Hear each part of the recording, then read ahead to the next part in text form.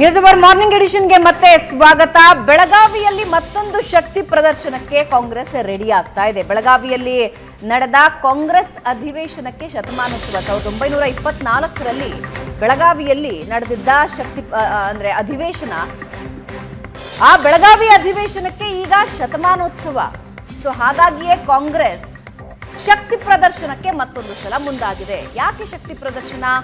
ಆ ಅಧಿವೇಶನದಲ್ಲಿ ಗಾಂಧೀಜಿಗೆ ಕಾಂಗ್ರೆಸ್ ಅಧ್ಯಕ್ಷ ಸ್ಥಾನ ನೀಡಿತ್ತು.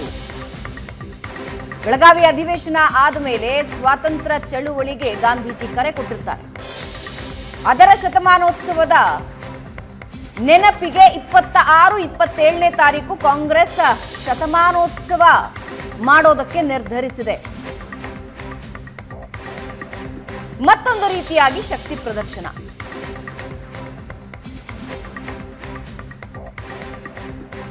ನಿನ್ನೆ ಪೂರ್ವ ಸಿದ್ಧತಾ ಸಭೆ ನಡೆಸಿದ್ದಾರೆ ಡಿಕೆ ಶಿವಕುಮಾರ್, ಸುರ್ಜೇವಾಲಾ. ವೀರಸೌಧ, ಗಾಂಧಿ ಭವನಕ್ಕೆ ಭೇಟಿ ಕೊಟ್ಟು ಪರಿಶೀಲನೆ ನಡೆಸಿದ್ರು. 2 ದಿನದ ಕಾರ್ಯಕ್ರಮ, ಸಿದ್ಧತೆಗಳು ಯಾವ ರೀತಿ ನಡೀತಾ ಇದೆ ಅನ್ನೋದನ್ನ ನೀವು ನೋಡಬಹುದು.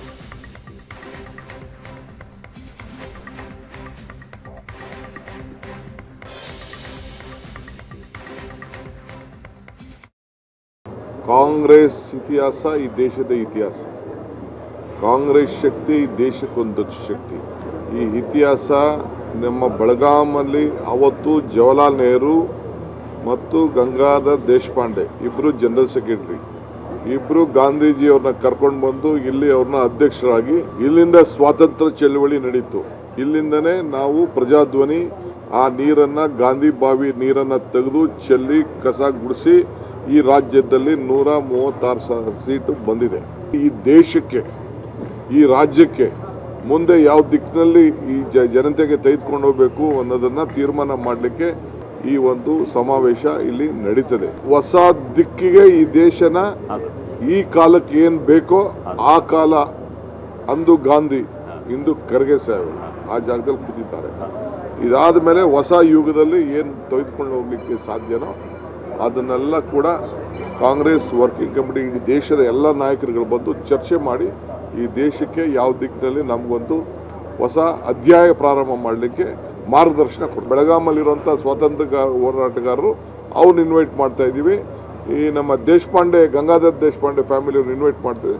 ಎಲ್ಲ MLAಗಳು, all party MLAs, all party MLCs, all party MP, everyone will be invited. That is purely a government program. ಶತಮಾನೋತ್ಸವ ಐಡಿಯಲಿ ನನಗನ್ಸುತ್ತೆ ಇದು ಬರೀ ಇವತ್ತಿನ ಕಾಂಗ್ರೆಸ್ ಪಕ್ಷದ ಸಮಾವೇಶ ಆಗದೆ ಇಡೀ ರಾಜ್ಯ ಇದನ್ನು ಸಂಭ್ರಮಿಸ್ತಕ್ಕಂಥ, ಇದನ್ನು ಅಂದರೆ ರಾಜ್ಯದ ಎಲ್ಲ ಶಾಸನ ಸಭೆಯ ಸದಸ್ಯರು ಇದನ್ನು ಆಚರಣೆ ಮಾಡಿದರೆ ಒಳ್ಳೆಯದಿತ್ತೇನೋ ಅಂತಕ್ಕಂಥದ್ದು ನನ್ನ ಅಭಿಪ್ರಾಯ. ಯಾಕಂದರೆ 1947ರ ಕಾಂಗ್ರೆಸ್ ಏನಿತ್ತು ಅದು ಒಂದು ರೀತಿ ಎಲ್ಲರನ್ನ ಒಳಗೊಂಡಿರ್ತಕ್ಕಂಥ ಒಂದು ಪೊಲಿಟಿಕಲ್ ಪಾರ್ಟಿ ಆಗಿತ್ತು. ಇವತ್ತಿನ ಚುನಾವಣಾ ಪೊಲಿಟಿಕಲ್ ಪಾರ್ಟಿ ಆಗಿರಲಿಲ್ಲ. ಬಟ್ ಓಕೆ, ಈಗ ಕಾಂಗ್ರೆಸ್ನವರು ಇಲ್ಲ, ಅದನ್ನು ಆ ಲೀಗಸಿಯನ್ನು ಬಿಟ್ಕೊಡ್ಲಿಕ್ಕೆ ತಯಾರಿಲ್ಲ ಅನ್ನುವ ಕಾರಣಕ್ಕೋಸ್ಕರ ಅದರ ಆಚರಣೆ ಮಾಡ್ತಿದ್ದಾರೆ. 1924 ಮಹಾತ್ಮ ಗಾಂಧಿಯವರ ಅಧ್ಯಕ್ಷತೆಯಲ್ಲಿ ನಡೆದಿರ್ತಕ್ಕಂಥ ಏಕೈಕ AICC ಅಧಿವೇಶನ. ಅಂದರೆ ಮೊದಲನೇ ಮಹಾಯುದ್ಧದ ನಂತರದ ಕಾಲಘಟ್ಟ.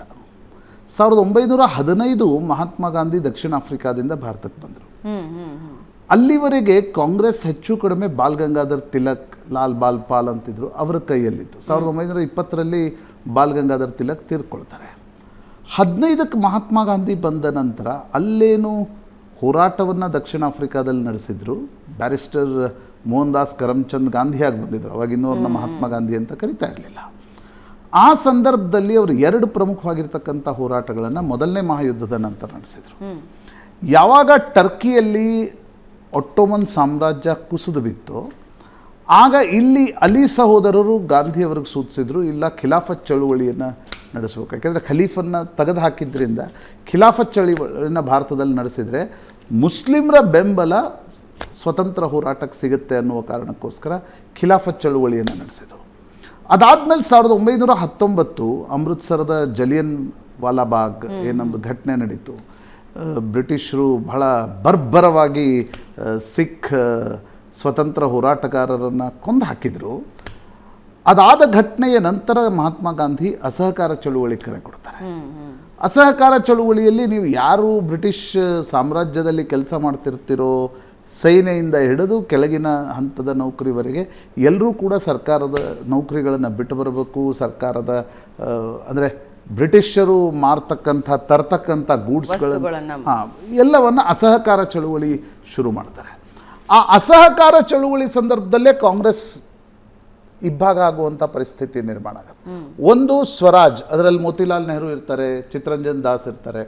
ಅವರೇನು ಹೇಳ್ತಿರ್ತಾರೆ ಅಂತಂದರೆ, ಇಲ್ಲ ನಾವು ಅಸಹಕಾರ ಚಳುವಳಿನ ಮಾಡಬೇಕು, ಆದರೆ ನಾವು ಶಾಸನ ಸಭೆಯ ಭಾಗಿದಾರ ಆಗಬೇಕು. We should enter legislative council and block Britishers laws ಅಂತ ಅವ್ರದ್ದಿರ್ತಕ್ಕಂಥದ್ದು. ಆದರೆ ಮಹಾತ್ಮ ಗಾಂಧಿಯವ್ರಿಗೆ ಇದಕ್ಕೆ ಒಪ್ಪಿಗೆ ಇರಲ್ಲ. ಅವರು ನೋ ಚೇಂಜ್ ಫ್ಯಾಕ್ಷನ್ ಅಂತ ಒಂದಿರುತ್ತೆ, ಅವ್ರದ್ದಿರುತ್ತೆ ಅಸಹಕಾರ ಚಳುವಳಿ ಇನ್ ಟೋಟೋ ಆಗಬೇಕು, ನಾವು ಶಾಸನ ಸಭೆಯನ್ನು ಪ್ರವೇಶಿಸಿದ್ರೆ ನಾವು ವೀಕ್ ಆಗ್ತೀವಿ ಅಂತಕ್ಕಂಥದ್ದು. ಅಂದರೆ ಅದರಲ್ಲಿ ಎರಡಿರುತ್ತೆ, ಶಾಸನ ಸಭೆಯನ್ನು ಪ್ರವೇಶಿಸಿ ಅವ್ರದ್ದು ಬ್ಲಾಕ್ ಮಾಡಬೇಕು ಮತ್ತು ನಾವು ಕೆಲ ಕಾನೂನುಗಳಿಗೂ ಒಪ್ಪಿಗೆಯನ್ನು ಕೊಡಬೇಕು. ಆದರೆ ಮಹಾತ್ಮ ಗಾಂಧಿ ಹೇಳ್ತಿರ್ತಾರಲ್ಲ, ಅಸ್ಪೃಶ್ಯತೆ ವಿರುದ್ಧ ನಾವು ಹೋರಾಟ ಮಾಡಬೇಕು, ನಾವು ಸ್ವಚ್ಛತೆಯ ಚಳುವಳಿ ಮಾಡಬೇಕು, ಆದರೆ ಅಸಹಕಾರ ಚಳುವಳಿಯನ್ನು ಮುಂದುವರಿಸಬೇಕು. ಹೀಗಾಗಿ ಹೆಚ್ಚು ಕಡಿಮೆ ಮೋತಿಲಾಲ್ ನೆಹರು ಅವರ ಅಧ್ಯಕ್ಷತೆಯಲ್ಲಿ ಸ್ವರಾಜ್ಯ ಕಾಂಗ್ರೆಸ್ ಅದು ಪಾರ್ಟಿನೇ ಬೇರೆ ಆಗಿಬಿಟ್ಟಿರುತ್ತೆ 1923ರಲ್ಲಿ. ಆ ಕಾಲಘಟ್ಟದಲ್ಲಿ ಬೆಳಗಾವಿ ಅಧಿವೇಶನ 1924. ಯಾಕೆ ಬೆಳಗಾವಿ ಅಧಿವೇಶನ? ಸರಿ, ಈಗ ಬೆಳಗಾವಿಯಲ್ಲಿ ನಡೀತು, ಕನ್ನಡಿಗರಿಗೆ ಅದರ ಬಗ್ಗೆ ಒಂದು ಕುತೂಹಲನೂ ಇದೆ, ಕೌತುಕವೂ ಇದೆ. ಆದರೆ ದೇಶದ ರಾಜಕಾರಣದ ದೃಷ್ಟಿಯಲ್ಲಿ ಯಾಕೆ ಬೆಳಗಾವಿ ಅಧಿವೇಶನ ಮುಖ್ಯ ಆಗಿತ್ತು ಅಂದರೆ, ಆ ಒಡೆದು ಹೋಗಿದ್ದ ಎರಡೂ ಫ್ಯಾಕ್ಷನ್ಗಳು ಬೆಳಗಾವಿ ಅಧಿವೇಶನದಲ್ಲಿ ವಾಪಸ್ ಜೊತೆಗೆ ಬಂದರು. ಹಾಗಾಗಿ ಬೆಳಗಾವಿ ಅಧಿವೇಶನದಲ್ಲಿ ಮಹಾತ್ಮ ಗಾಂಧಿ, ಮೋತಿಲಾಲ್ ನೆಹರು, ಆಗಿನ್ನೂ ಪಂಡಿತ್ ನೆಹರು ಮುಂಚೂಣಿಗೆ ಬಂದಿರಲಿಲ್ಲ. ಮೋತಿಲಾಲ್ ನೆಹರು ಅವರ ಕಾಂಗ್ರೆಸ್ನಲ್ಲಿ ಅವ್ರದ್ದು ದೊಡ್ಡ ಹೆಸರಿತ್ತು. ಮದನ್ ಮೋಹನ್ ಮಾಲ್ವೀಯ ಪಾಲ್ಗೊಳ್ತಾರೆ, ಸರ್ದಾರ್ ವಲ್ಲಭಭಾಯಿ ಪಟೇಲ್ ಬರ್ತಾರೆ, ಅಬ್ದುಲ್ ಆಜಾದ್ ಆ ಅಧಿವೇಶನದಲ್ಲಿ ಪಾಲ್ಗೊಳ್ತಾರೆ. ಇಡೀ ಅಧಿವೇಶನದ ಉಸ್ತುವಾರಿಯನ್ನು ಗಂಗಾಧರ ದೇಶಪಾಂಡೆ ವಹಿಸಿರ್ತಾರೆ. ಕರ್ನಾಟಕದ ಕೇಸರಿ, ಕರ್ನಾಟಕದ ಹುಲಿ ಅನ್ನುವ ಅನ್ವರ್ಥಕ ಅವರಿಗಿದೆ. ಗಂಗಾಧರ ದೇಶಪಾಂಡೆ ಈಗ ಅದೇನು ಕಾಂಗ್ರೆಸ್ನ ಬಾವಿ, ನೀವು ಟಿಳಕವಾಡಿ ನೋಡಿದ್ರೆ ಬೆಳಗಾವಿನಲ್ಲಿ ಟಿಳಕವಾಡಿ ಅಂತಿದೆ. Gangadhar Deshpande was very hard follower of Bal Gangadhar Tilak. ಅವರು ಆ 1906-7 ಸಂದರ್ಭದಲ್ಲಿ ಏನದು ಹೋಲಿ ವಿದೇಶಿ ಬಟ್ಟೆಗಳನ್ನು ಸುಡ್ತಕ್ಕಂಥ ಆಂದೋಲನ ನಡೆಯುತ್ತೆ.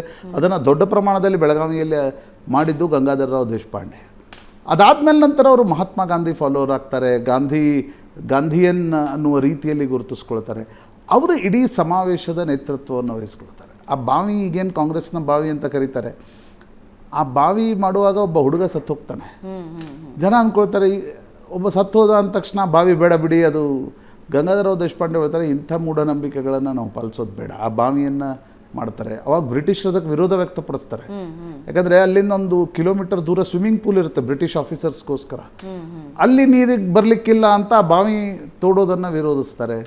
ನಂತರ ಗಂಗಾಧರರಾವ್ ದೇಶಪಾಂಡೆ ಹೇಳ್ತಾರೆ ಅಲ್ಲಿ ನೀರು ಬರಲಿಲ್ಲ ಅಂದರೆ ಅದರದ್ದು ಖರ್ಚು ವೆಚ್ಚ ನಮ್ಮದು, ನಾವು ಮಾಡಿಕೊಡ್ತೀವಿ ಅಂತ. ಹೀಗಾಗಿ ಆ ಟಿಳಕವಾಡಿ ಪ್ರದೇಶದಲ್ಲಿ AICC ಅಧಿವೇಶನ ಏರ್ಪಾಡಾಗತ್ತೆ.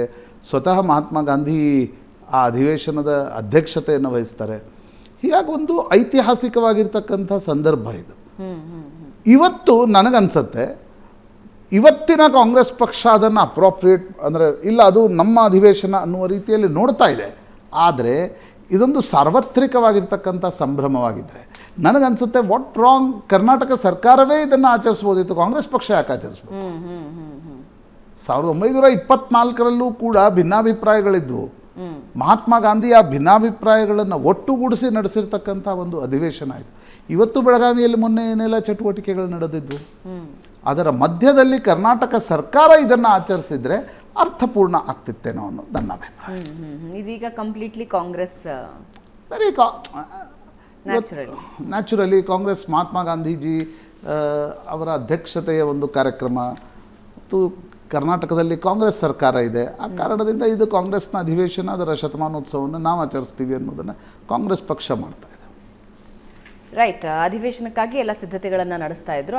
ಆ ವಿಜುವಲ್ಸ್ ಅನ್ನ ಕೂಡ ನೀವು ನೋಡ್ತಾ ಇದ್ರಿ. ತುಂಬ ನೋಡಿ, ಎಷ್ಟೋ ಅದರದ್ದು ಅಂಕಿ ಸಂಖ್ಯೆಗಳೇ ಇವೆ ಅವು. ಐ ಥಿಂಕ್ 4,000 5,000 ರೂಪಾಯಿ, ಅದರಲ್ಲಿ ಎಷ್ಟು ಉಳಿಯುತ್ತೆ? 772 ರೂಪಾಯಿ ಉಳಿಯುತ್ತೆ. 772 ರೂಪಾಯಿ ಉಳಿಯುತ್ತೆ. ಅದನ್ನು ವಾಪಸ್ ಗಂಗಾಧರರಾವ್ ದೇಶಪಾಂಡೆ ಅವರು AICC ಇದಕ್ಕೆ ಕಳಿಸ್ಕೊಡ್ತಾರೆ. ಅವತ್ತಿನ ಬೆಳಗಾವಿ ಅಧಿವೇಶನಕ್ಕೆ 2,20,829 ರೂಪಾಯಿ 14,000 ಜನ ಪಾಲ್ಗೊಂಡಿರ್ತಾರೆ 100 years ಬ್ಯಾಕ್. ಪಾಲ್ಗೊಂಡಿರ್ತಾರೆ. ಬಾವಿ ನಿರ್ಮಾಣಕ್ಕೆ 4,370 ರೂಪಾಯಿ ಖರ್ಚಾಗಿರುತ್ತೆ. ಅಂಡ್ ಅಧಿವೇಶನದಲ್ಲಿ ಎಷ್ಟು ದುಡ್ಡು ಉಳಿಯಿತು ಅಂತ ನೋಡಿದ್ರೆ 772 ರೂಪಾಯಿ ಉಳಿಯುತ್ತೆ. ಅದ್ರದ್ದು ಒಂದು ಲೆಕ್ಕ ಟೆಂಟಿಗೆ 5,000 ಏನಾಗಿರುತ್ತೆ. ಆಗಿನ ಕಾಲದಲ್ಲಿ ಅವ್ರು ಇನ್ಶೂರೆನ್ಸ್ ಮಾಡಿಸಿದಾರೆ 500 ರೂಪಾಯಿದು ಟೆಂಟ್ಗೆ. ಈ 5,000 ರೂಪಾಯಿ ಯಾಕೆ ಖರ್ಚು ಮಾಡಿದ್ರಿ ಅಂತ ಮಹಾತ್ಮ ಗಾಂಧಿ ಗಂಗಾಧರ ದೇಶಪಾಂಡೆ ಅವ್ರನ್ನ ಕರೆದು ಬೈತಾರಂತ. ಆಮೇಲೆ ವೆರಿ ಇಂಟ್ರೆಸ್ಟಿಂಗ್ಲಿ ನೋಡಿ, ಆಗಿನ ಮಹಾತ್ಮ ಗಾಂಧಿ ಯಾಕೆ ಮಹಾತ್ಮ ಅನ್ಸ್ಕೊಂಡ್ರು ಅಂತಂದರೆ, ಅವ್ರಿಗೆ ಒಂದು ಗುಡಿಸಲು ನಿರ್ಮಾಣ ಆಗಿರುತ್ತೆ. ಅದಕ್ಕೆಷ್ಟೋ 250 ರೂಪಾಯಿ ಖರ್ಚಾಗಿರುತ್ತೆ ಆ ಗುಡಿಸ್ಲಿಗೆ. ಅರೆ ಆ ಗುಡಿಸ್ಲಲ್ಲಿ ಈ ಐಷಾರಾಮಿ ಗುಡಿಸ್ಲು ಯಾಕೆ ಮಾಡಿದ್ರಿ, ಹಟ್ ಅಂತಾರಲ್ಲ ಇವತ್ತು, ಆ ಹಟ್ ಯಾಕೆ ಮಾಡಿದ್ರಿ ಅಂತ ಮಹಾತ್ಮ ಗಾಂಧಿ ಕರೆದು ಬೈತಾರೆ. 100 ವರ್ಷದಲ್ಲಿ ನಾವು ಎಲ್ಲಿಂದ ಎಲ್ಲಿ ಬಂದಿದ್ದೀವಿ, ರಾಜಕಾರಣ ಎಲ್ಲಿಂದ ಎಲ್ಲಿಗೆ ಬಂದಿದೆ ನೋಡಿ. ರಾಜಕಾರಣದ ತಿರುಳು ಭಿನ್ನಾಭಿಪ್ರಾಯಗಳು ಆಗೂ ಇತ್ತು ಈಗೂ ಇವೆ. ಆದರೆ ಆಸ್ಟೆರಿಟಿ ಅಂತಾರಲ್ಲ, ಈ ಒಂದು ಸಿಂಪ್ಲಿಸಿಟಿ ಅಂತಾರಲ್ಲ, ಆಗಿನ ರಾಜಕಾರಣಿಗಳಿಗೂ ಈಗಿನ ರಾಜಕಾರಣಿಗಳಿಗೂ ಎಷ್ಟು ವ್ಯತ್ಯಾಸ ಇದೆ ಅಂತಕ್ಕಂಥದ್ದು ನಿಮ್ಗೆ ಎವಿಡೆಂಟಾಗಿ ಕಾಣುತ್ತೆ. ಇವತ್ತು ಶತಮಾನೋತ್ಸವ ಆಚರಣೆಯನ್ನೇನು ಕಾಂಗ್ರೆಸ್ ಮಾಡ್ತಾ ಇದೆ, ನಾಳೆ ಇನ್ನೊಬ್ಬರು ಶತಮಾನೋತ್ಸವ ಆಚರಣೆಯನ್ನು ಮಾಡಬಹುದು. ನಾಳೆ ಅಟಲ್ ಬಿಹಾರಿ ವಾಜಪೇಯಿಯವರ ಜನ್ಮ ಶತಮಾನೋತ್ಸವ ನಾಳೆಯಿಂದ ಶುರು ಆಗುತ್ತೆ. ಶತಮಾನೋತ್ಸವ ಆಚರಣೆ ಬರೀ ಸಂಭ್ರಮ ಅಲ್ಲ, ಆ ವ್ಯಾಲ್ಯೂಸ್ಗಳನ್ನು ನಾವು ಮೈಗೂಡಿಸ್ಕೊಳ್ತೀವ ಅನ್ನೋದು ಭಾಳ ಮುಖ್ಯ. ಅಲ್ಲ, ಭಾರತದ ದುರಾದೃಷ್ಟ ಏನು ಅಂದರೆ ನನ್ನ ಪ್ರಕಾರ, ನಾನು ನೋಡಿರೋ ಪ್ರಕಾರ, ಪ್ರಶಾಂತ್, ಹೋರಾಟಗಾರರು ಅಥವಾ ಯಾವುದೇ ಧೀಮಂತ ವ್ಯಕ್ತಿಗಳ ಆಚರಣೆ, ಶತಮಾನೋತ್ಸವ ಆಗಲಿ ಹುಟ್ಟುಹಬ್ಬ ಆಗಲಿ, ಅದು ಒಂದು ದಿನಕ್ಕೆ ಮಾತ್ರ ಸೀಮಿತ ಆಗುತ್ತೆ. ಅವ್ರು ಬಿಟ್ಟು ಹೋಗಿರುವನ್ನ ಮೌಲ್ಯಗಳೇನಿದೆಯಲ್ಲ ಅದು ಬರೀ ಪುಸ್ತಕದಲ್ಲಿ ಮಕ್ಕಳಿಗೆ ಮಾತ್ರ ಓದಿಸ್ತೀವಿ ಹೊರತು ಅದನ್ನು ಮೈಗೂಡಿಸ್ಕೊಳ್ಳೋರ ಸಂಖ್ಯೆ ಬಹಳ ಕಮ್ಮಿ ಇದೆ. ತುಂಬ ನ್ಯಾರೋ ದೃಷ್ಟಿಯಿಂದ ಆಚರಣೆ ಮಾಡ್ತೀವಿ. ನ್ಯಾರೋ ದೃಷ್ಟಿಯಿಂದ ಮಹರ್ಷಿ ವಾಲ್ಮೀಕಿ ಜಯಂತಿ ಆಚರಣೆ ವಾಲ್ಮೀಕಿ ಜನಾಂಗದವ್ರು ಮಾಡಬೇಕು. ಬಸವಣ್ಣನವರ ಏನಂತಾರೆ ಜಯಂತಿ ಆಚರಣೆ ಲಿಂಗಾಯತರು ಮಾತ್ರ ಮಾಡಬೇಕು. ಶಂಕರಾಚಾರ್ಯರ ಜಯಂತಿ ಆಚರಣೆ ಅವರು ಬ್ರಾಹ್ಮಣರು ಮಾತ್ರ ಮಾಡಬೇಕು. ಅಂದರೆ ನಾವು ಈ ರೀತಿಯ ಆಚರಣೆಗಳನ್ನು ಅವರವರ ಜಾತಿಗೆ ಸೀಮಿತವಾಗಿ ತಂದಿಟ್ಬಿಟ್ಟಿದ್ದೀವಿ. ಕನಕದಾಸರ ಜಯಂತಿ ಆಚರಣೆ ಕುರುಬರು ಮಾತ್ರ ಮಾಡಬೇಕು. ಆದರೆ ಆಚರಣೆನೂ ಏನು ಮಾಡಬೇಕು, ಅವತ್ತು ಫೋಟೋಗೆ ಹಾರ ಹಾಕಬೇಕು, ಸಾಂಕೇತಿಕವಾಗಿ ಆಚರಿಸ್ಬೇಕು. ಅದರಿಂದ ಕಲಿಯೋದೇನಿದೆ ಝೀರೋ ಇರುತ್ತೆ. ಓಕೆ, ಒಂದು ಚಿಕ್ಕ ಬ್ರೇಕ್ ತಗೋಣ ವೀಕ್ಷಕರೇ. ಬ್ರೇಕ್ ನಂತರ ಮತ್ತಷ್ಟು ಸುದ್ದಿ.